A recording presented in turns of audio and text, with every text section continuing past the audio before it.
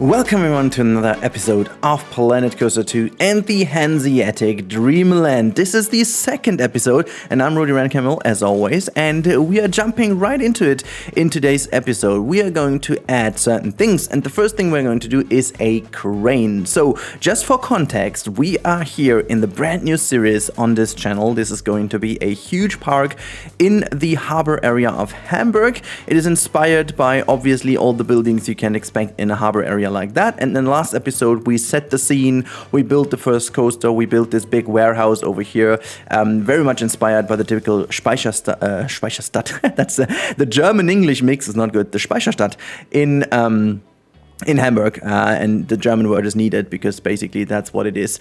And I decided to go a little bit deeper into the environment today. You will see the first two things we're doing are basically for you as members, but also for the backdrop of the park. But these items will also be very good blueprints you can download from the workshop. Both of them will be available in the workshop.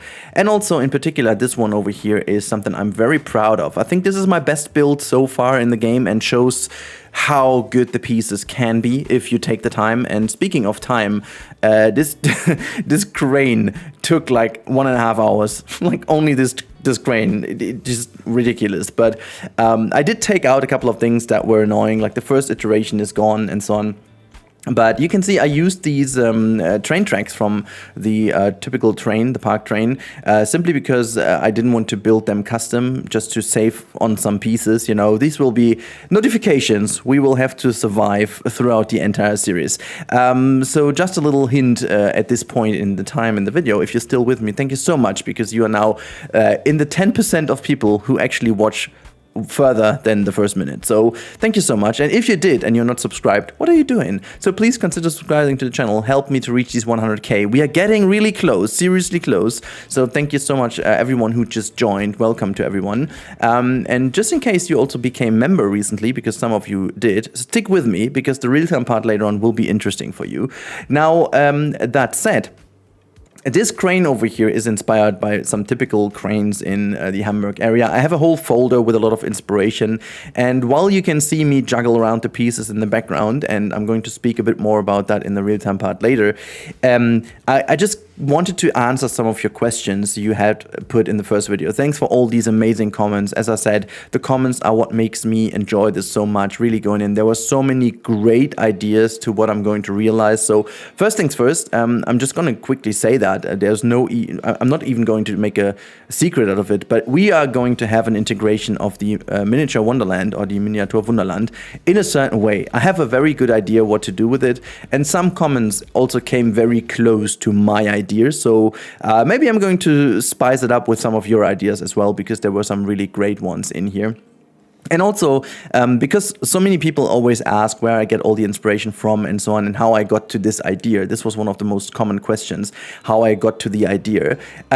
Here's to a secret, but I'm not going to reveal this secret completely, because again, this will also be revealed in the real-time part. Now, I wanted to have a theme that gives me the chance to try out a lot of different elements in the same park without being limited to one specific theme. And so I was like, the harbor gives me a very interesting and unseen environment, but then again, all the different storages and areas in the harbor can be completely differently themed. You know, we can have a full hall, storage hall, being a fantasy style, and then the other one is going to be a Wild West style, or we can have the outside style, like sci-fi, for example. It doesn't matter. You can really go through all the themes you want to explore. And for a first theme, I didn't want to limit myself to something.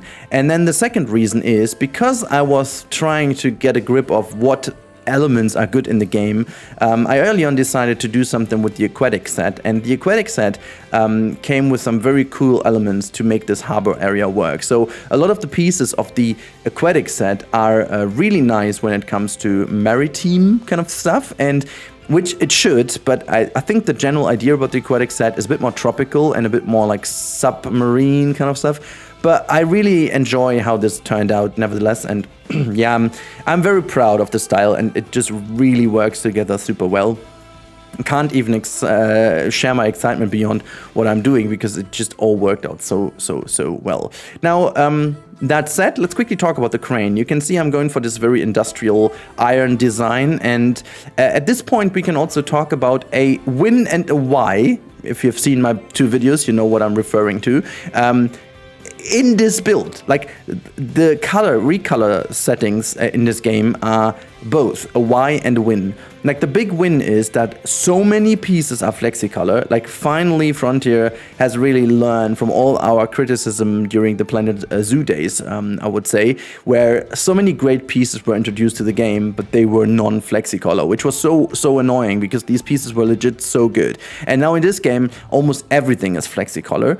And also you can do this very nicely. But the why is they took out one of the bestest features ever added to a game. And since this wasn't a feature content-wise, but just a quality of life feature, I seriously don't get why they didn't decide to get this in here. And the reason why I'm saying this, there is a function in Planet Zoo where you can select a piece by their color. So you can select this kind of color picker tool, and then you click on the color, and every item within your group that has this specific color will become selected. And eventually that leads to the fact that you can easily recolor, for example, the crane. Like say I want to just color the iron pieces that are gray at the moment and want to make this like dark reddish, like rusty red or something like that. I can't do this. I have to manually select this now. The good bit though is they added something to the game that wasn't existing. Now, if you select everything in your group, you will be able to recolor everything at once. And the way it does it, it basically gives you per slot that, you know, every slot 1 will be colored in slot 1 color, and this is the final result, by the way, of the crane. I really like how this turned out.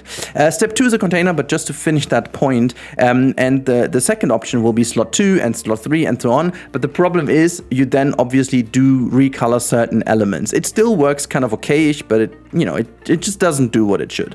Now, again, as I said, a win and a lose.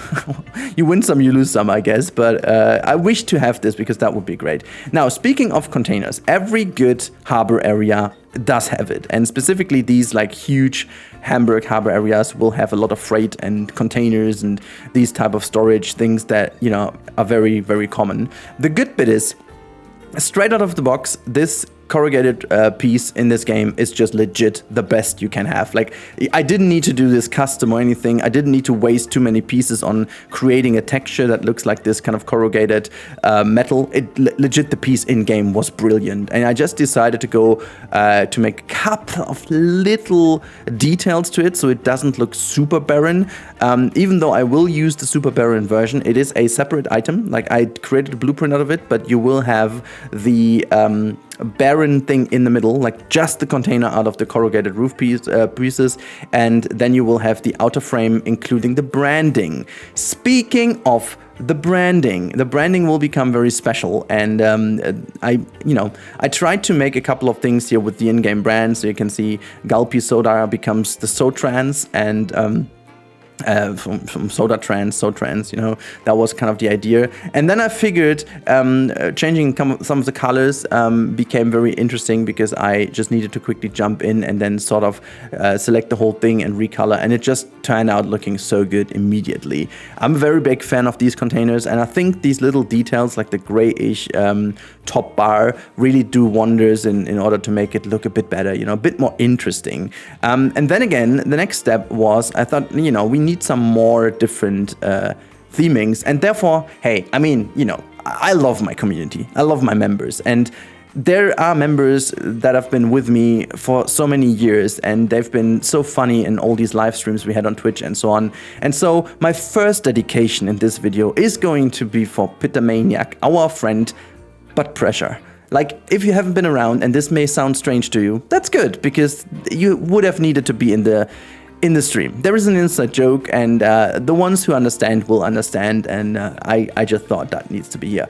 The second little dedication I'm going to do is for our friend Kane, Faye, however you want to know. He's very moody, you know, he's a great guy, he's a wonderful part of the community, but let's say his favorite mood isn't the happy mood, you know, and so I decided to have a company called Faye Mood, and we have this interesting logo with that purple kind of bolt coming out of the cloud. And so that's going to be a pattern throughout the series. We are going to have some very nice jokes, and you can come up with brands now. This is your job now. Get into the comments and spam brand names in. We will have them all on different containers, make some little Easter eggs in here. I will need them. You need to give me the brand names. We need them, guys. This is very important. And Dommel, one of my mods, is also obviously getting one. Anyways, now let's get into the star of the show. After I had the star as an element for Mr. Dommel, we get into the station. And for those eagle-eyed people, you may have seen that already in the intro of this and last week's episode. I decided to still show a bit more, you know, just for having a bit of the future promise of this series to give people a reason to watch the video, I believe. No, but just seriously, this station over here is going to be very interesting. Also, in case you have listened in the first episode, you may be wondering, where the heck is this special guest Rudy has talked about? Well, I'm sorry, but I needed to switch things around for given reasons. And the main reason is that since I was building most of this in early access and I wasn't allowed to speak about this, I couldn't reach out to this person early enough to, you know, schedule a recording. So that's the main reason why I wasn't able to bring this person on in second episode. At least that's given away that the person didn't have early access themselves. So at least a little bit. But yeah, you'll meet this person in one of the next episodes. I'm not going to confess to the third episode because you never know if plans change or my little baby is deciding to, you know, see the light of day earlier than expected. You never know. So this is why I'll still make this a bit of a maybe, okay? But the plan is in the next episode. So about the station, now it's going to be a bit of a big one. And the reason for that is that it is kind of a coaster that is sitting here on the lake. And obviously everything has been built in a bit of a different way to ensure that certain aspects in this area are monitored. So what I wanted to assure is that this train is a little bit raised to, if there's flooding going on or a lot of water on the harbor, which can occasionally happen, at least the mechanics of the coaster and stuff would be protected at least a little bit. So I decided to go for that. And also I needed to save some space, which will be a pattern for the series. Even though we have some space, in certain areas I will need to be very clever with the space. And this is one of these areas I wanted to deal nicely with the space. And I wanted to have part of the queue below the station just to make this area a bit more tight and sizable. So that's what I decided. And I also went into a bit of custom supporting. I gotta admit that the current supports in game, as they are all for the water rides, which is so weird, they are kind of okay, but they don't obviously fit the exact support structure you would need for proper like supports for a coaster, and those I'm doing over here are temporary. I'll have to custom support the whole ride at some point, and I will potentially do this in a live stream or so that I have all the judgy people in the stream to tell me how to do this correctly. Yes, I'm looking at you, Mr. Scottish, and I'm trying to just keep that there. But yeah, looking at the station, look at the inside. This is the biggest win of all the wins in this game. I like there's so much positive I could talk about. There is so much whys I have also talked about, but most of these things for me personally are just like for a moment gone when I just see the lighting in this game, and specifically in the indoor sections. I made this like super barren and super simple in here because that's how it is in some parks, and this will also be a theme for this overall park. It's not going to be everything themed like crazy. Sometimes something simple like this has to do. It is just like the work that goes into this whole thing isn't less interesting or less creative, but like I feel like it just fits this area better, you know? There's no need for theming this crazily. We can put some billboards or so in there later on, but sometimes the simplicity also does a good job, and you have to imagine that this thing has to be established here in this harbor area and has to work very well with this area in general, and so I decided to do this and make also kind of a different roof on top of here that also fits the coaster pathing through the station. I just wanted to have the station interact with the coaster. I still need to do some supporting inside of it. I was making sure to, you know, keep the safe zones alive and make sure that the coaster isn't, hitting or some of these iron guiders over here, just to make sure that everything has this slight bit of realism. Speaking of realism, I should add this to the context. Like, just as with Isla Napali or my other series, we are going to go at, or like Planet Zoo, for example, the Venlo Zoo, my current project.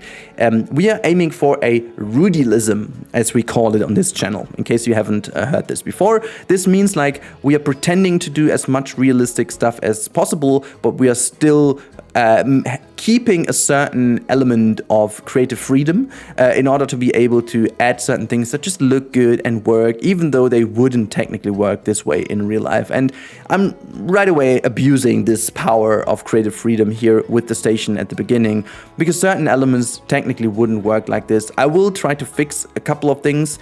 It's a bit of a sad thing that we do have on the surf coaster. There is an option to turn on safety nets in the coaster, which unfortunately not every coaster has, and I wish that this coaster over here would have had it, and so we could have had the safety net automatically generated on this helix going through the station. So I will eventually do this myself, simply because that would add this little layer of realism.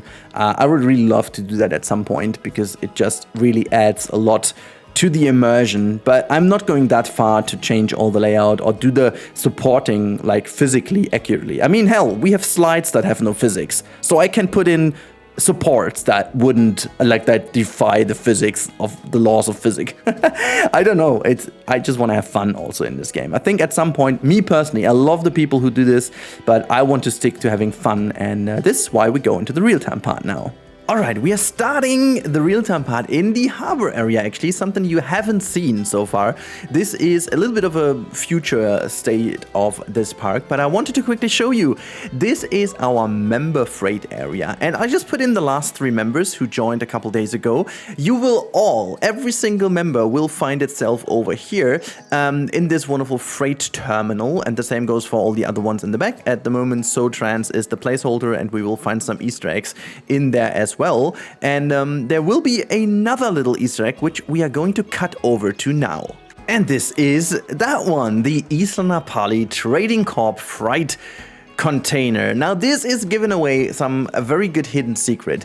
This whole park, the Hanseatic Dreamland, is run by the same investor who founded Isla Napali, because obviously this makes sense, kind of, you know, given the storyline we have on the channel, and I already had some hints in the last episode, but here we go. This is the confirmation. Some of you already put that in the comments, but yes, this is indeed a kind of successor to Isla Napali in that sense that it is the same investor and now having another harbor. In case you don't know what Isla Napali is, make sure to check out my channel, where I'm actually going to basically go over it and, you know, have the whole series in my main series on Planet Coaster, basically. So, turning around, this is our park. You can see a couple of things have changed, but I'm going to make my way real quick. By the way, don't mind this slide. You'll see that in the next episode.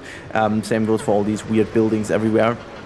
But, you know, it's nothing to give away. The next episode will be amazing. Can't wait to show that to you. But this is the finished station from the looks of it. I'm not going to make the video much longer than it needs to be. We're just going to quickly go into the queue area and just enjoy that beautiful, beautiful lighting of the game. So look at that. Just looks very, very fantastic. And we're just going to quickly go in here. So this is the entrance, going under the little crane. Then we can just jump the queue. We are also going to use the actual jump area. There's a little thing I need to fix. Not sure why I left this in. Anyways, I'm gonna leave this in, then we go around the corner, and then we can go up the stairs, which will bring us into the station, which then looks like that. So from the indoors, I need a couple things, need to do them a bit more, you know, supports here and there, making sure that this support for the coaster is fine, and also give some security nettings to it. But other than that, I'm very happy and I'm very pleased with the looks of the station itself. Like if we just go out again and make our way here to the plaza, we can just skip over. You can see this from the outside, and I'm very pleased. I will do some custom supporting here to the path. It just is odd to not have a support here. But other than that, the whole thing just looks really, really cool, I think. Put some benches down here just to give people a bit of a recreation area. You can see there are also some other placeholder storage buildings in the back, and just the coaster here looks super, super good. I'm really, really in awe with it. I will potentially get rid of a little bit of the pacing. It's a tiny tad too quick for me. But other than that, I'm so pleased with this area. And now, this brings me already to the end of today's episode. Well, already it's still long enough, I guess. But yeah, I really hope you guys enjoyed today's episode. If you did enjoy, make sure to like the video and also subscribe to the channel if you haven't already. And a little reminder, if you are in for some games, check out, there's an instant gaming link in my description. You can also grab some good value games on there, or DLCs for Planet Coaster 1, for example, if you haven't all of them. So yeah, I really do hope you guys enjoyed today's episode. I can't wait to bring you more. I can't wait to bring the guest on next episode. You deserve the best, and I'll be bringing it to you. The next episode will be very cool as well. So yeah, have a wonderful day. Thank you so much for your ongoing support. And don't forget, if you want to be in our container area, you just need to become a member on the channel and you'll find yourself there in the next episode. Have a good one. Thank you so much for watching, and goodbye.